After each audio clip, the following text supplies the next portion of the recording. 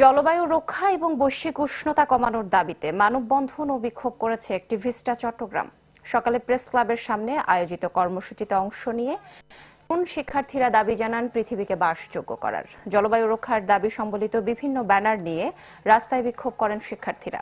16 থেকে 19 এপ্রিল বিশ্বব্যাপী চলা গ্লোবাল ক্লাইমেট স্ট্রাইক কর্মসূচির অংশ হিসেবে শেষ দিন বাংলাদেশে এই কর্মসূচি বাস্তবায়ন করে ব্রাইট বাংলাদেশ ফোরাম, যাতে সহযোগিতা করে গ্লোবাল প্ল্যাটফর্ম বাংলাদেশ।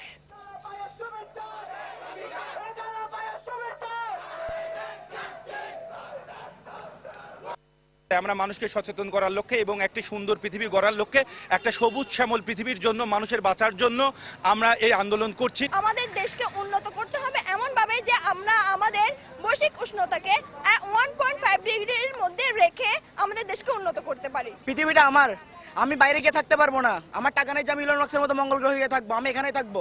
আমার এখানে যখন বাঁচতে হবে, আমার এটা সুন্দর হতে হবে। আমি জানি আমার চট্টগ্রাম আছে, যেটা কর্ণফুলীর পানির কারণে এখন জলাবদ্ধতা শিকার হচ্ছে। 1, 2, 3 ঢাকায় জমি জিতে নিন 100% ক্যাশব্যাক সহ 20 কোটি টাকার পুরস্কার।